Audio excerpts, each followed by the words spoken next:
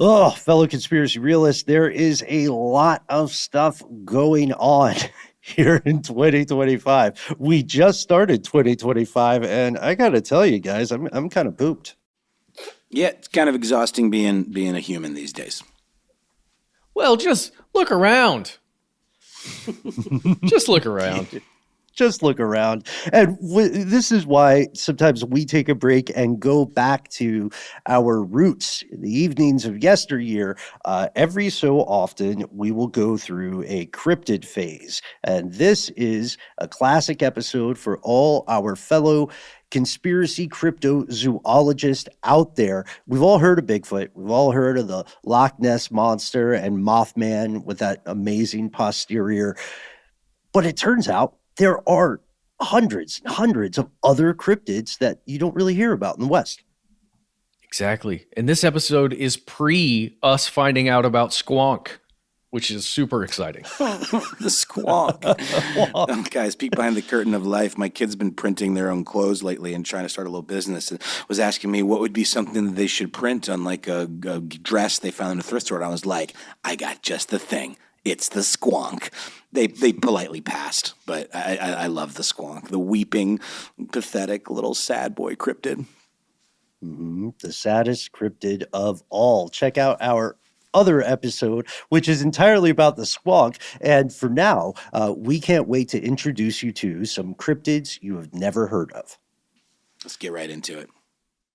From UFOs to psychic powers and government conspiracies, history is riddled with unexplained events.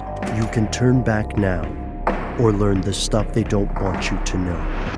A production of iHeartRadio's How Stuff Works.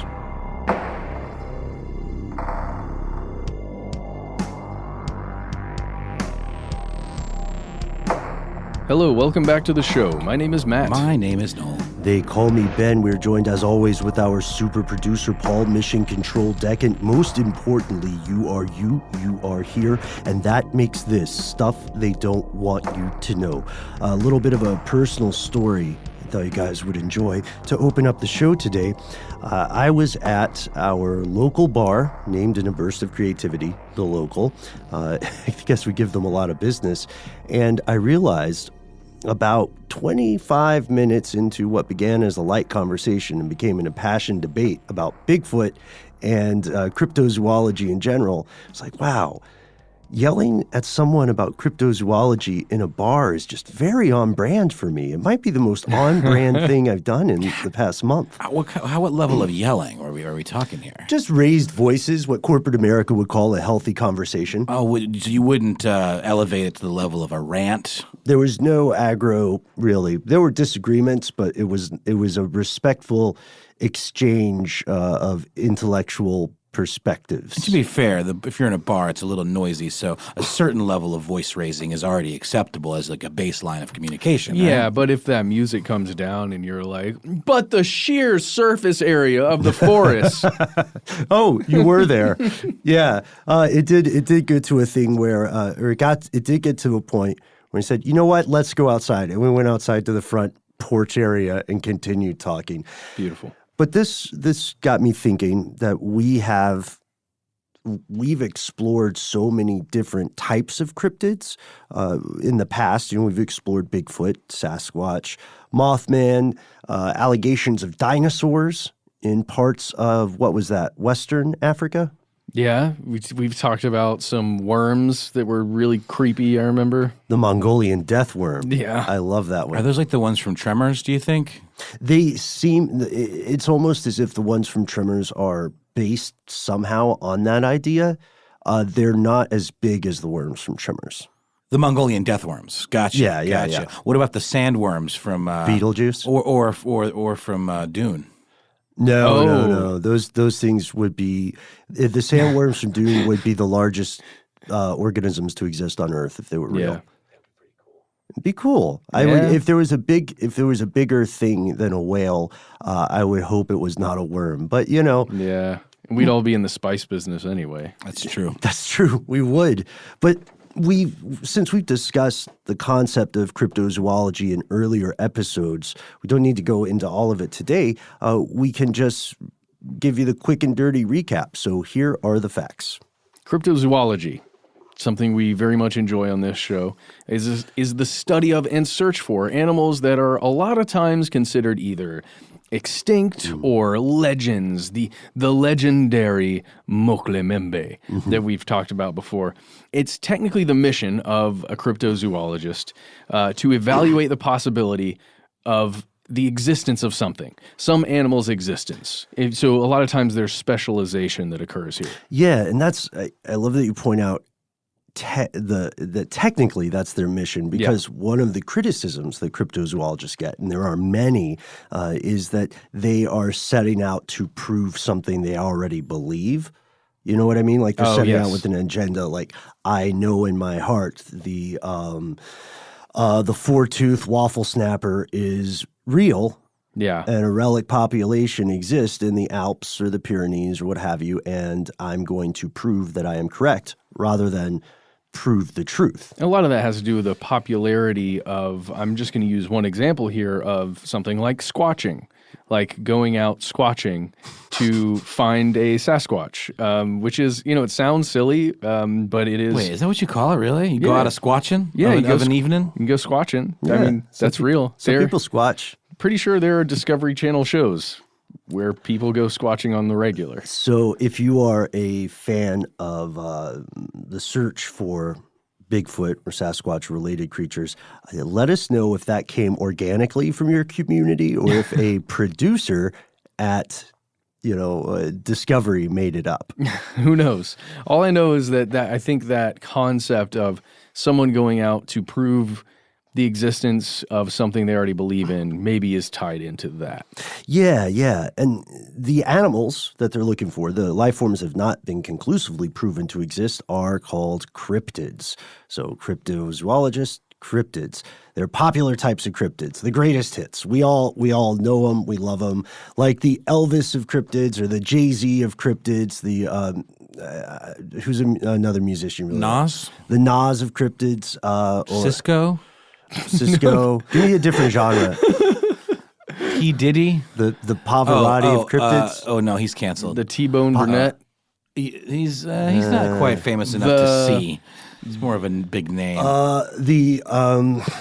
Alexander Hamilton. There we go. Yeah, of cryptids. Yeah, he's the Dr. Frankenfurter of cryptids. Ooh. Is that the right name? From Rocky Horror Picture Show? Yeah. He's the Paul Decant of cryptids. Bigfoot. The Paul Simon even. I'll take it.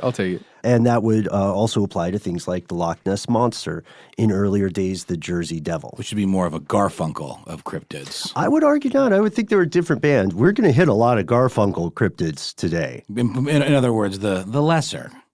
Paul actually told us he created this file as B-Team cryptids. Yeah.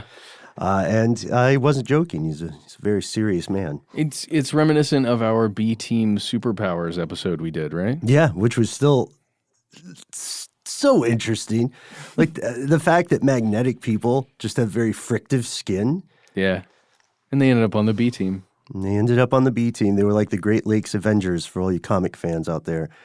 We already talked about this on air, right? We did. We talked about that in the very episode, I believe. Great Lakes Avengers? I do believe so. There's one guy who's Doorman. It's his power. I just have to mention this for anybody who hasn't heard this because I'm still fascinated by it. Doorman has the amazing superpower that allows him to, when he's standing next to a wall, people can walk through him and then through the wall. That's it. He can't teleport. He can't, be intangible. He can just become a door. But he can become a door and then go on the other side, right? So technically he can go through walls. I don't know. He could open up. He could walk up to the wall, become a door, and then exit on the other side. That's just walking through walls, though, Matt, what you're describing. But that's pretty dope. I guess it's more like a super convenience than a superpower. He's more of a super helper than he is a superhero. He's kind of a super furniture piece. All right, superheroes aside. Yes. Let's jump back to ye cryptozoology. Right. Okay, so here's the strange thing about cryptozoology. Although it is often called a pseudoscience, although most people in the academy, capital A, dismiss it as pure malarkey and poppycock, and a lot of people in the world of the layman see it as, at the very least, controversial, entertaining, maybe more like reality TV junk food. You know what I mean? Rather than some serious pursuit. But the truth of the matter is, the ugly truth of the matter for people who hate cryptozoology is that researchers have actually verified the existence, or rediscovery, we should say, of multiple real animals that were once thought to be myths or legends or extinct. And we've got famous examples of those, like the coelacanth. Gorillas were thought to be mythical for a long time. Yeah, just to jump in, that coelacanth was a fish that humanity thought for centuries that this thing had been extinct. And then it just showed up again. And if nobody was looking, then maybe it would have just come back and we wouldn't have known still. But thank goodness for ye cryptozoologist. Yeah, and also we have to point out in both of those cases, this discovery comes about because Western Europeans finally saw these animals that the local people in the region had known about for years. Yeah. The local community where the coelacanth was rediscovered said, first off, they were very unimpressed with the fish and not think it was a big deal. And their reaction was very much like, big whoop, because those things taste like trash. Yeah, what are we going to do with it on an applicable level? Who cares? Yeah, and so we know that cryptozoology has successes, but it also has some baked-in flaws, some things that make it very difficult for, let's say, zoologists to take cryptozoologists seriously. And one of the biggest problems, the most prevalent problems in the field of cryptozoology is the potential to misidentify some of these things. We see it time and time again. It can happen super easily. Most people, for example, haven't really seen a bear in the wild, let alone right up close. If you add to that the adrenaline rush that comes with the initial sighting of said creature, and the fallibility of our memories as imperfect human beings, despite what we like to tell ourselves, right? And of course, additionally, you've got just hoaxes aplenty. Well, and this is a really great point here. Let's just say we make an example out of it. The four of us in this room plus you, we're all walking around in the woods. We've got all our gear to find our squatch. We know we don't believe it's out there, but we want to prove that it's out there or not. And we happen upon something on a ridge high above us. It seems to be brown, the color that, Sasquatch might be that color. And I can just see it looks like fur up there moving around. Just this example that we've given here of a bear. If we all observe this thing and we're unable to get up there to get our eyes on it, and it sounds like there's maybe a weird noise occurring up near this location. Whoop, whoop, whoop, whoop, whoop, whoop, whoop, whoop. Sort of a Three Stooges kind of sound, right? Oh, my God. So what is that? Oh, my God. What is happening up there? It may be within us to, at least a few of us would probably believe, perhaps you, that was a Sasquatch, even if we can't prove it was or not. But another percentage of us would say, that's just a bear, guys. We didn't see anything. And that I think, is what we're talking about here. Yeah, and there's another weird twist.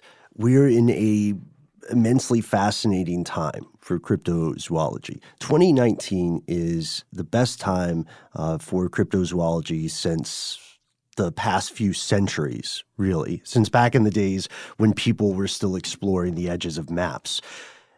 And it leads us to a weird twist. So the human population is growing. More importantly, despite concentrating more and more in cities and urban areas, our civilization is reaching out to places it had never reached before.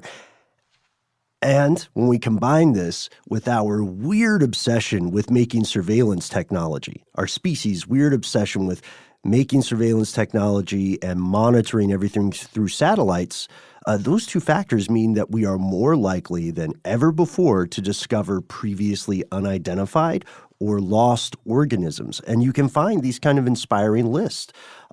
It's a sad irony, because a lot of the reasons we're discovering these other creatures is because we are in the process of destroying their environment. Yeah, obliterating them, creating some sort of analog of genocide, right? We are rendering them extinct. And this means, that we might, as we go forward, we might still find stuff. You know what I mean? Like the colossal squid, that's another cryptid that was proven to exist. And when it comes to cryptids, it turns out there are way more than Bigfoot. Way, way more. And we'll get into specific examples after this word from our sponsor.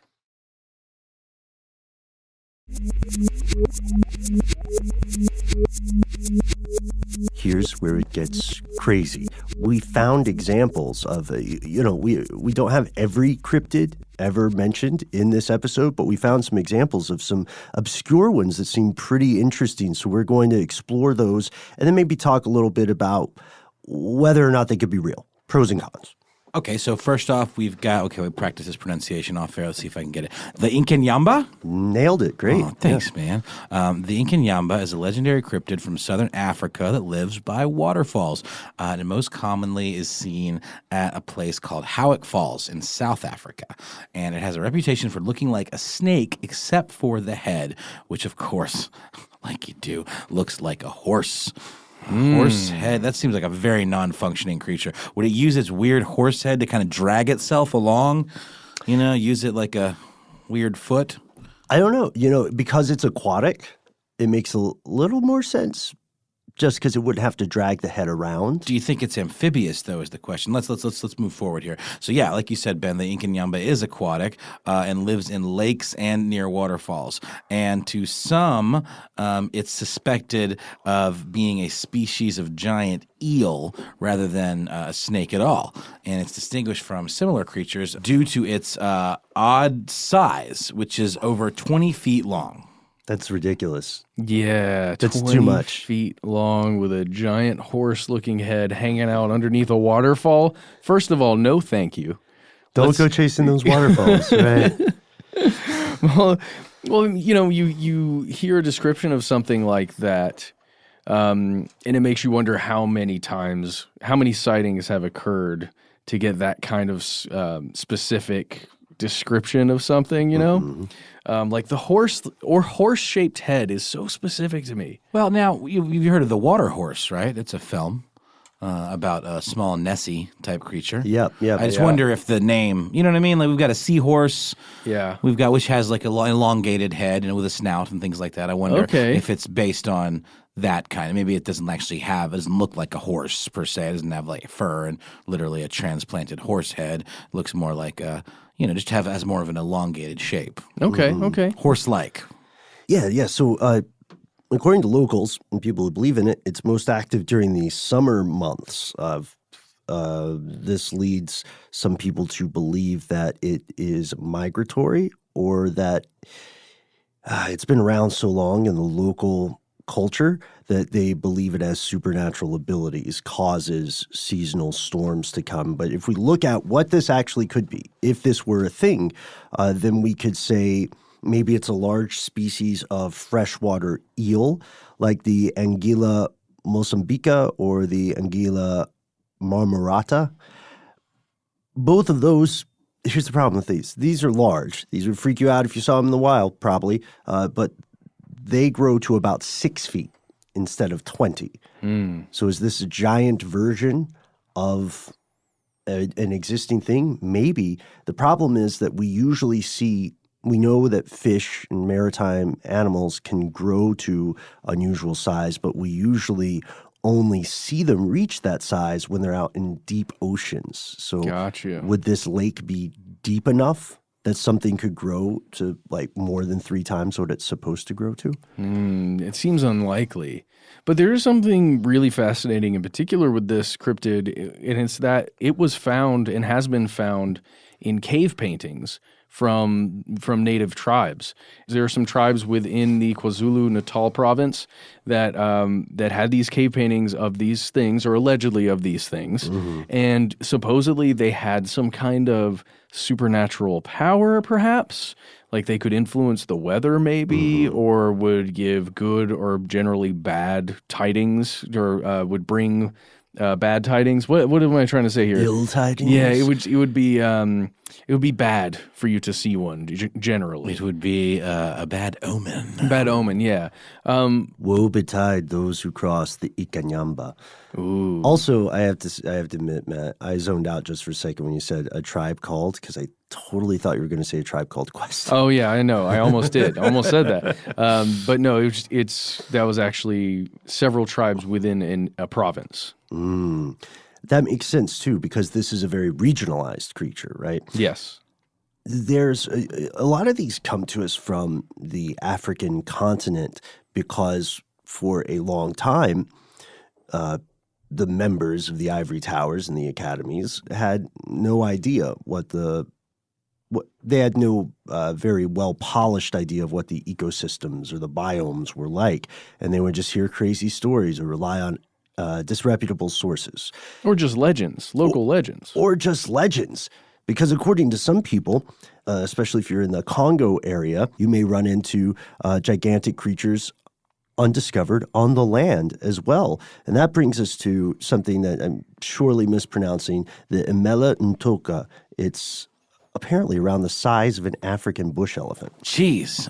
Yeah, no, it's true. The emela-ntouka is around the size of an African bush elephant, which is an average of 3.2 meters tall, weighing around 6 tons, or 13,230 pounds. It's brownish or gray in color, sort of a gradation, with a very heavy tail and a body quite similar in shape and look to that of a rhinoceros, including one long horn that comes out of its snout. But here's the difference. It has 4 short, stump-like legs, and it's described as having no frills or ridges around the neck.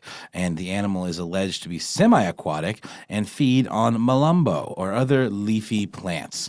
The emela-ntouka is claimed to utter a very specific vocalization described as variously as a snort, rumble, or growl. So what the heck could this thing be? Is it just sort of like a weird pygmy kind of cousin of the rhinoceros? Like, what are we talking here? Right. And why is it a hippo with a horn? Because it's semi-aquatic? I hope it's a dinosaur. Whatever. I said it. I hope it's a large reptile. I would love that. Yeah, just something that was left over, or maybe an in-between somewhere along the evolutionary lines.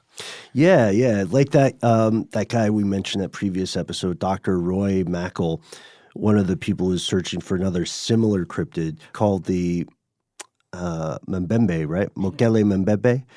He was looking for reports of this creature, and then he ran into reports of emela-ntouka. You'll hear folks say that maybe it's a relic population of a dinosaur, maybe it's far enough out in the wild that it's just too expensive to search for it, you know? But it's the same thing we've been talking about before, where there were reports that, I believe it was in 1933 when the West first, I guess, heard about this, because there was a writer rolling through town, J.E. Hughes, and he wrote this thing called 18 Years on Lake Bangwelu. And he was talking about within this book that apparently he was hanging out with some tribesmen, or he had heard stories at least of some tribesmen who slaughtered something that kind of met this description. And, you know, maybe this thing is actually real. And then the guy you're talking about, Roy P., what's his name? Roy Mackle. Yeah. That dude was saying, you know, also, hey, here's some eyewitness accounts going back to this thing, but we don't have any pictures of it. We don't have any, you know, official pictures. We've got some bodies. Yeah. That's the problem with this one, because it's supposed to be slightly larger than an elephant, and it's supposed to hunt elephants. Yeah. I mean, you would think that someone would have discovered this or had a taxidermied version of it in the British Museum, or, you know, especially from the age of colonizers, right? You think something would exist, or even just maybe the horn. They're talking about that one specific horn, or the skull, or something. You'd have something somewhere, in my opinion, but maybe not. You know, I don't know how this is going to work in the edit, and sorry about that, Paul. But we took a really quick break, and Noel, you went and got some water, And It's true. Yeah. I'm now quenched fully. and I stole a pumpkin. So now we have That's right. now we have a pumpkin. It's kind of changed the vibe in the room, though. I know, right? And good for the better. Yeah. I'm feeling more hocus focused. Did you talk about how this could be something of a combo between a triceratops and a striacosaurus? I don't even know that one. No, that's a good point because it behooves us to have some specificity. You're right. I just got excited and said dinosaur, but saying dinosaur is like saying chair or cancer. It describes a rough concept of a thing. Correct. But there are so many differences. No, with the emela-ntouka, we also see we see descriptions of it that date back pretty far, but not as far back as the descriptions of our earlier super eel, the Incan yamba. Mm-hmm. So the Incan yamba may be an exaggerated story about something that was real. The emela-ntouka is a little harder to explain. Was it somebody, like in all the drawings that you see of it, it looks reptilian, right? All the depictions. Of course, spoiler alert, there are no photographs. So going to your earlier point, Noel, it has a horn. It has, rough skin. It's not covered with fur or feathers. So could they just be seeing a rhinoceros, again, in the wild, panicking and freaking out? Because I would. This is what I want to bring up. Yeah. When is the last time you guys saw with your eyes a rhinoceros? A number of years ago, about 6. Guess I must have seen one zooed up somewhere, but I can't recall which zoo. Like really? San Diego, maybe? Really picture in your mind the last time you saw a rhinoceros. Yeah, it was about 6 years ago. It was at a zoo, too. It wasn't just like on the street. Yeah, those things are just odd. They don't feel real, especially if you live anywhere near a city, like anywhere. It doesn't matter where on earth. If you live near a city, you probably aren't going to see a rhinoceros very often. True. And if you just really behold one walking around, it's an odd experience. So I'm just saying, to your point, Ben, I'm trying to build off of what you were saying. To just behold one may throw you off, especially if it's far enough in the distance. It looks even bigger than maybe it is. Yeah. Just compared to the surrounding foliage or whatever it's near. I don't know. If you saw one in the wild, too, like most of us, since the majority of human beings live in urban areas now, that's true. That's a change that happened during our lifetime. That means the majority of us will see, most of the wild animals we'll see are going to be in the animal jails that we call zoos. Or at least in a protected reserve somewhere. Okay, yes, which is better than a zoo, sure. And that's not a ding on zoos and being a little bit unfair to them because zoos do tremendous conservation work.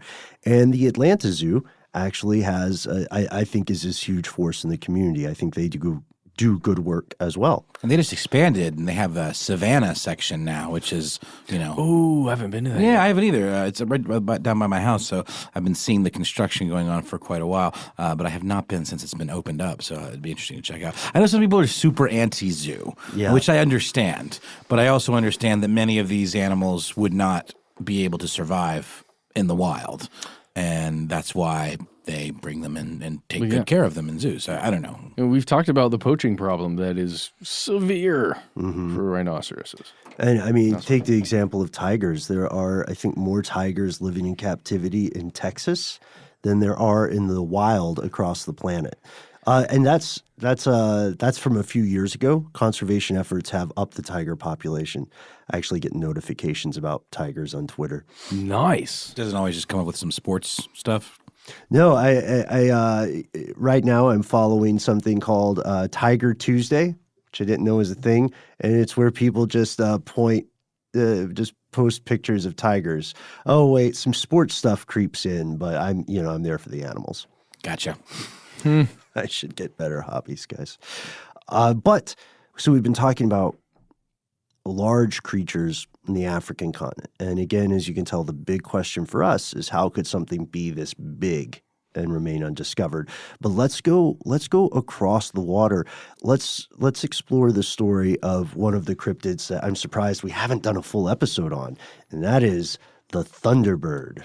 Okay, you The guys. fabulous Thunderbird? Yes. Okay, so quick story to get us into this. Driving around with a wife and kid a couple days ago, and we're just pulling up to a stop sign, and my son looks out his window and just kind of says, what's that? And it was two huge, I believe they were turkey vultures. Okay. So much larger birds than any of us are used to seeing just in the wild at any time. I couldn't say exactly how tall they were, maybe 3 feet tall, something to that effect. 3 feet is probably about 3 feet tall. But as my son is remarking about them, they put their wings out and fly upwards. And seeing a bird of that size up close was intense. And Noel, you would have probably Pee-peed myself? no, or at least jumped out and tried to attack them just to get them away. No, I No? would have pee-peed myself. Okay. And then possibly gone into an irreversible coma. Well, we would have taken measures. I don't think you to make sure understand that the would level happen. of fear I have towards large birds. Yeah. Forget about it. Well, so here's the thing. Could you, Noel, describe to us what it would be like to see a Thunderbird? I'd rather not, but I will give it my best. I will give it my all. So the popular hot spots for seeing these very large bird-like creatures would be in northern Canada and even Alaska. Ben, did you happen to catch any while you were vacationing there in Alaska? Vacationing. No, I kid. You were doing serious work. Yeah, I saw a moose. And that was enough for me because those things are huge. There's a problem, since we got this pumpkin here, there's a problem in Alaska for people trying to celebrate Halloween because when they carve pumpkins and they set them out on their porch, depending on where they live, it's like candy to a moose. Sure, they can smell it from a mile away, and then they just come eat towards it. and you can't stop them. What are you going to do? No. But yeah, I would have freaked out if I saw something larger than a moose, which would be a Thunderbird. Absolutely, it would have been that, and then you could even see them down in Central America. But in Canada, you actually there's like totem poles that are in the shape of Thunderbird. There's a place called Thunderbird Park in Victoria, British Columbia, where you can see some of these very things, and they are the stuff of legend, mythical creatures. In fact, sort of eagle-like birds that are known for having very powerful talons, and very much present in Native American culture, various tribes in the American Midwest, and as we said in Canada, the Sioux Nation, the Brule Sioux from South Dakota on a reservation known as the Rosebud Reservation, has their own Thunderbird legend called the emela-ntouka, also known as the Great Thunderbird. So if you're imagining these things, it's like a large feathered pterodon or pterodactyl, like huge. And Noel, I'm going to show you a picture here, and I want you to describe this picture because I have a feeling if you came across this in real life, you'd have a reaction. Look at this picture right here. Oh, I've seen that. Can you describe it? It looks. It looks like a giant corvid, kind of, which a friend to Ben's the world over. Ben commands them, and they sort of flock to him, and they bring him shiny things. We work together. Yeah, it's a symbiotic relationship. But this thing, It's like twice as tall as that guy. twice as tall as this gentleman posing with this taxidermied carcass. It's not real. It's not real. It's an imagination. It's an imagining of what a Thunderbird, how it's been described. Okay, well, it's the wingspan would probably be in the neighborhood of, I don't know, 5, 10, 15, about 20 feet. Yeah, something like that. That's correct. And the thing is, the Thunderbird evolved from the word we use now has taken a meaning that evolved from the original mythology. It is present in a lot of ancient Native American mythology. You can find very old sandstone carvings. You can find paintings in caves and so on. And like the totem poles you mentioned earlier.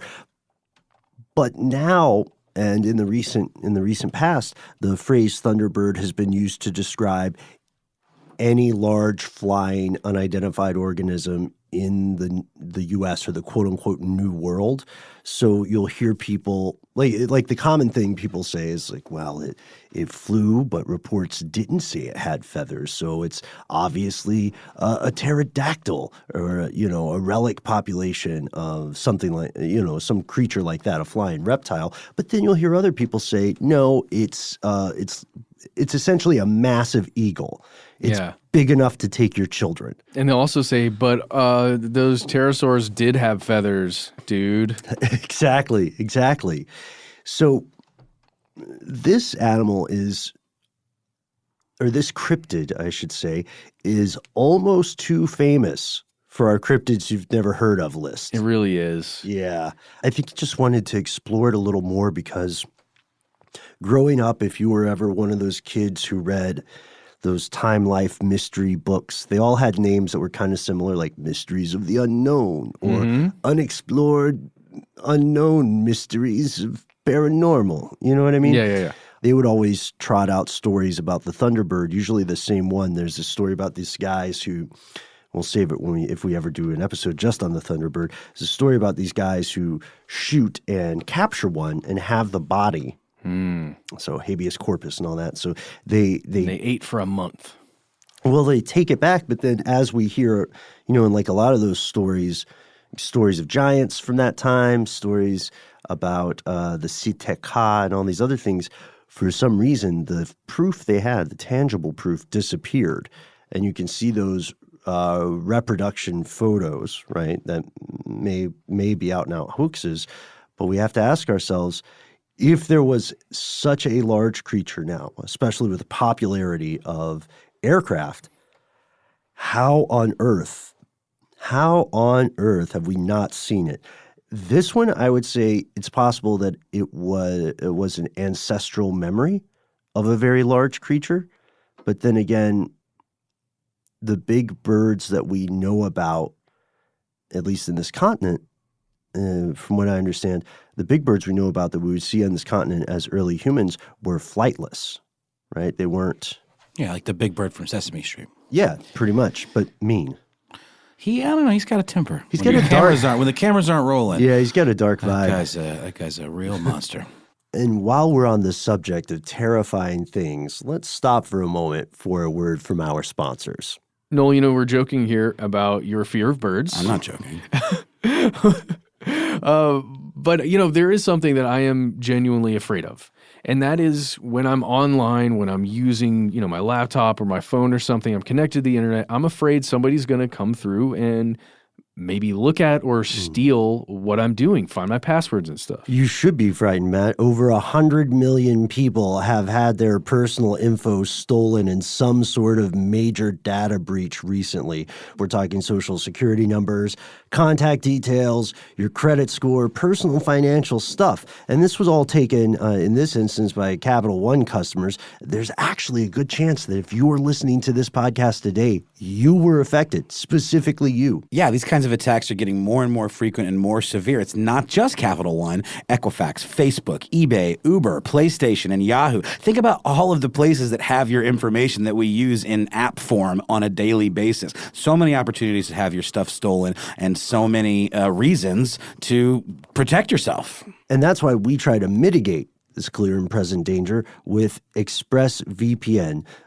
Face it, folks, you can't control how big corporations inevitably mishandle your data, but you can at least protect yourself. ExpressVPN is an app for your computer and your phone that encrypts and secures all your data. I mean, think about it. If a breach can happen to Capital One, why couldn't it happen to you? It absolutely could. Yeah, and it's super simple to use. You connect with one click. It's lightning fast. It costs less than $7 a month. ExpressVPN is also rated the #1 VPN provider by TechRadar, CNET, The Verge, and many, many others. So use our special link, expressvpn.com/conspiracy, right this minute to arm yourself with an extra 3 months of ExpressVPN for free. Support the show and protect yourself. That's expressvpn.com/conspiracy for an extra 3 months free.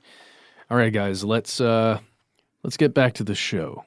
All right, we're back. We're done with birds. We're going to explore something different. So if you something even worse. Well, that depends. Worse for me? Worse for me. Statistically worse for people is the story of the Jaba fofi, J'Bafofi. The name translates to great spider. This is also in the Congo. It is exactly what it says on the tin.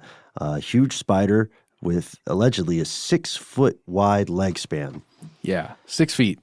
And supposedly it's a fan of eating monkeys, birds, yes, and even small antelopes. And humans, obviously. Well, of course. Not to mention, besides their absurd, Ben, as you would say, cartoonish size, they're brown. And said to be darker the older they get, which is an interesting fact. Let's not call it a fact. Let's call it a detail. And they have a large purple mark on their abdomens. So it sounds like a poison boy, right? Like if they've got like some sort of shaped mark and they're black. That doesn't sound good, right? Nature's way of saying, watch out. Back to F off. That's right. They're said to live in similar to the much smaller trapdoor spider conditions where they burrow into the ground, right? Yeah, but that's terrifying. Can you imagine something that big that's burrowed into a hole? You're like, oh, what's that hole? Surprise! God. What a way to go. Exsanguinate you, perhaps? Yeah. It makes me think of the scene in the Hobbit, with the giant spiders, the Shelob, and is that Hobbit or Lord of the Rings? It's the Hobbit. It's the Hobbit. Okay. Mm-hmm. Yeah, I mean, I remember it from the not Rankin Bass. It is Rankin Bass, the animated one with the weird singing, the greatest. You know that one? Yeah. Mm-hmm. Yeah. There's a part where the spiders get Bilbo and crew. It is Lord of the Rings. It's both. It's definitely in the Hobbit. It's definitely in the animated version of The Hobbit. That's what I'm talking about. Oh, okay. I just remember, he's traveling with the dwarves, and they get abducted by spiders, and the spider wraps them all up, and it's a whole thing. Yeah, you don't remember that? I do. He's got the little sword sting. Yeah, I'm thinking of the book. I'm thinking. Is it of the not book in the book? version. Did they take some license with that scene? In the book, in the book, Shelob, the spider, the evil spider, is in Lord of the Rings. You are absolutely correct about that, and I don't think the spider in the animated Hobbit had a name. It was just creepy spiders. But that's the one that made the most indelible mark on me when I was a kid. Maybe Tolkien had a thing for spiders. Maybe they were scary to him, and that's why he put it in. He would have loved this Jaba fofi. And it also makes me think of George R.R. Martin in the Game of Songs of Fire and Ice books. Talks about the winter that lasted years or whatever, and the spiders the size of hounds is what they say in the book. Well, we do have a possible explanation for this. And it's just as creepy. It's worse, yeah. So here's the thing, though. Reports of this have been taking place since the 18th century, or since the 19th century. Mm-hmm. And the Western Europeans found out about it in 1938 because people from Europe started claiming they had seen these massive spiders, and given the politics of the time, essentially what happened is that other Europeans said, okay, all right, well, if someone who has the same color skin as us said something, maybe we should believe them, which is just the opposite of critical thinking, right? And because of these descriptions, and because they matched so well, they were consistent from different populations. They were burrowing trap spiders, like you said, Noel. Because of this, people treated descriptions of these animals with a little more, they gave them a little more credibility than they would have ordinarily. But there has been one theory advanced about the Jaba fofi that says maybe they're the misidentification of another type of animal that is proven to exist, but not in a way that makes it better. It's called a coconut crab. That sounds delightful. It sounds delicious. It sounds like something you'd get like at a Hawaiian joint. You Yeah. know, coconut crab. a little pineapple dipping sauce on the side. Bring it Indonesian on. spot. Well, just for scale, guys, I'm going to show you a picture of how big the coconut crab is. That is a full-size trash can. It's on a giant trash can. It looks sort of like a creepy lobster. Yeah. Yeah, but on land, just hanging out. A lot of times you'll see him rolling with coconuts, for real. Rolling around with coconuts. And they're huge. Yeah, they're the largest land crab. They make an impression. You know what I mean? They do. They're terrestrial hermit crabs. I'm sorry, excuse me. They're not just the largest land crab. They're the largest land-living arthropod overall in the world. Got it. And we think that given the environment of our current age, they are at the upper limit for what an animal with an exoskeleton can grow to be. They're as big as it gets unless the environment literally changes. It makes total sense. And this also gives us some arguments against the existence of this great spider, because spiders also have limits to how big they can grow due to what they could structurally support from the way their bodies are, I won't say designed, from the way their bodies happened, and or the way their bodies evolved. They also have a respiratory system that limits what they can grow into.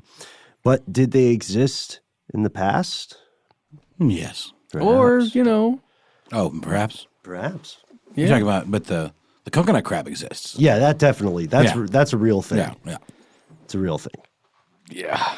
Matt, are you uncomfortable with coconut crabs? I think I am. And, I think one coconut crab is fine. I'm okay with that. But if coconut crab has maybe her whole family around. A bunch? Yeah. Of coconut crabs? I don't think I'm okay with that. You know, they live probably over 60 years. Whoa. So you could get one and maybe bond with it.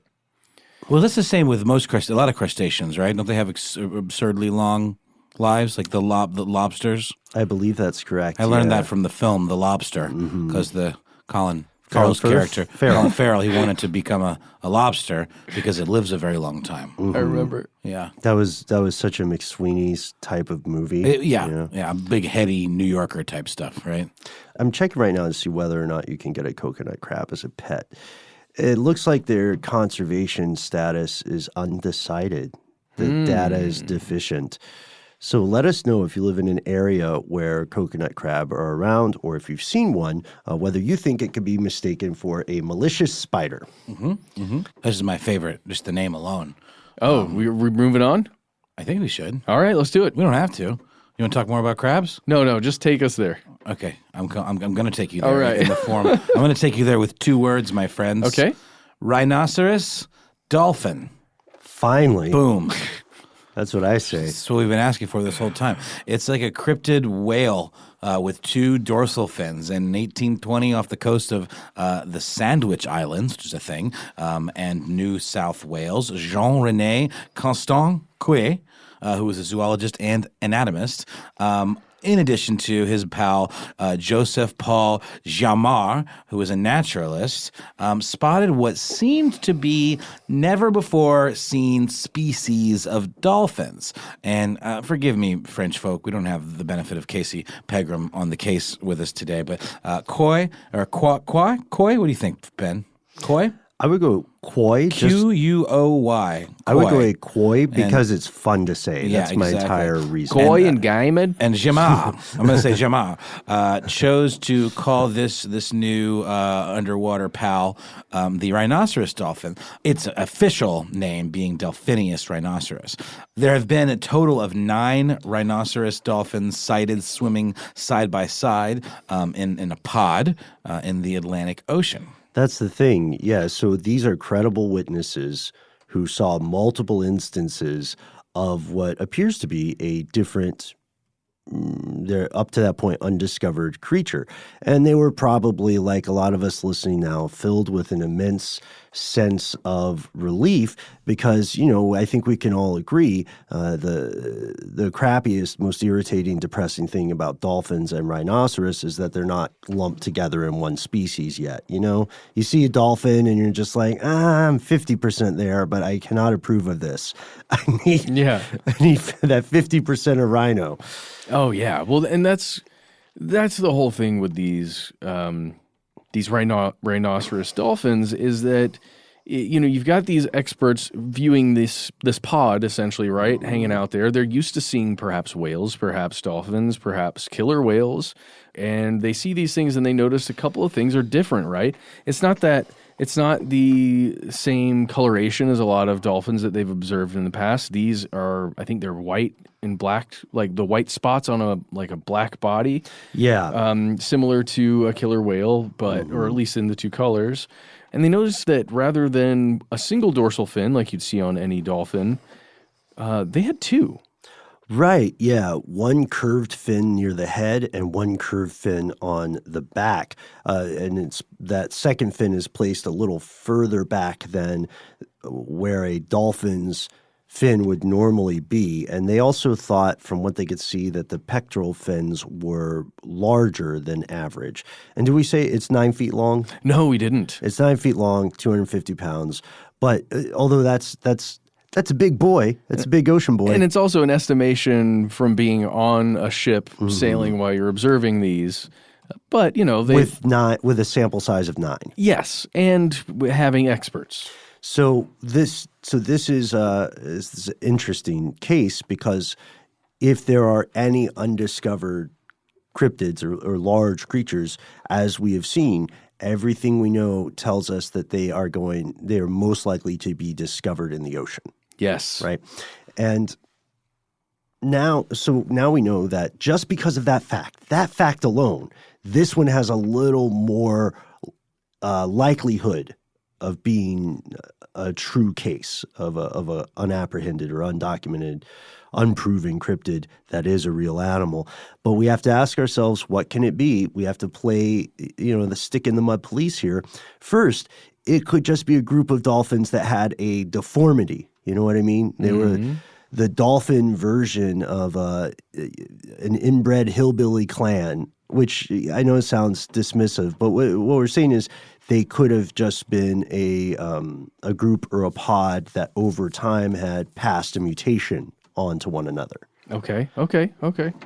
Well, there's another idea here that possibly it was a different kind of whale that they saw that actually looks a little bit like a dolphin, called a Blainville's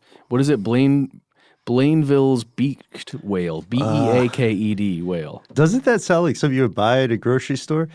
Yeah, exactly. Blainville, beaked whale. Well, you can look up pictures of these. It's a very different looking whale, and that dorsal fin is pushed. It looks like it's pushed way back towards the tail. And they've got horns too, right? Yeah. It's a very different creature, and if you had never seen one before in, let's say, 1820, maybe you believe it's just a different looking creature. One other theory was proposed by marine biologist Richard Ellis. He said, what if what was called the rhinoceros dolphin was just a normal dolphin that had a suckerfish or remora attached to its head? Again, the problem of observation. But either way, this feels like... Wait a minute. So they saw the two creatures together in concert and thought it was a super creature? Yeah, it's like maybe they saw it from far enough away that they mistook the remora for being another fin. Got it. But there's a problem with that because they saw 9 different... Again, the thing here is they saw 9 different instances of this. So this would mean we have to ask ourselves, what is more likely? Is it more likely that 9 separate remora matched up with 9 separate dolphins and attached themselves to the same position on their body? Or is it more likely that there is a different explanation, that they were supposed to have these fins? Still, that gives this is probably our strongest example of something that might actually be a real thing, unless, of course, you're into the idea of an enormous octopus. Okay. This has been a journey of discovery, has it not, gentlemen? Mm-hmm. Well, next we're going to continue that into the depths with the aoro komui. The native Ainu people of Japan have long believed that Volcano Bay, which is off the coast of Hokkaido, has a population of giant octopuses called aoro komui, and they have been sighted, supposedly, or purportedly rather, for many years. Yeah. There was a British missionary. His name was John Batchelor. He was working in the area in the early 1900s, and he wrote down a sighting in a book he had called The Ainu and Their Folklore. And he said that a great sea monster with large staring eyes had attacked 3 local fishermen and their boat. So imagine those old woodcuts of a boat sailing and then a leviathan-like creature wrapping its tentacles around the mast of the plane. It was like that. And he said the monster was round in shape and emitted a dark fluid and noxious odor. The 3 men fled in dismay, not so much indeed for fear, they say, but on account of the dreadful smell. However that may have been, they were so scared that the next morning all 3 refused to get up and eat. They were lying in their beds, pale and trembling. So this is a Japanese story, giant octopus. I feel like that could absolutely be true. Yeah, just now that we know the giant squids exist, I feel like the giant octopus is just waiting. It's just waiting to be found. It really wants to. Wait! There was a sighting recently. There were some reports out not too long ago about some giant squids, at the very least. Yeah, squids. I think that's what we're talking about. The colossal squid. The colossal squid. Yeah, but an octopus would be a little bit different, and I think a little more exciting because they're so intelligent. Squids are relatively intelligent, though, aren't they? No, they're pretty. Aren't they cephalopods as well, or no? Yeah, but they're not like the octopus is the brains The of creme de la creme. Yeah, it's the brains of their heist gang. Of the tentacled sea dwellers. Exactly. What if they leagued up with rhinoceros dolphins? That'd be some stuff. That'd be hot. Yeah. Be a hot mixtape. It'd be a hot mixtape. Yeah, that's a good look. And that's our classic episode for this evening. We can't wait to hear your thoughts. That's right. Let us know what you think. You can reach us at the handle Conspiracy Stuff, where we exist on Facebook, X, and YouTube. On Instagram and TikTok, we're Conspiracy Stuff Show. If you want to call us, dial 1-833-STDWYTK. That's our voicemail system. You've got 3 minutes. Give yourself a cool nickname, and let us know if we can use your name and message on the air. If you got more to say than can fit in that voicemail, why not instead send us a good old-fashioned email? We are the entities that read every single piece of correspondence we receive. Be aware, yet not afraid. Sometimes the void writes back. Conspiracy@iHeartRadio.com.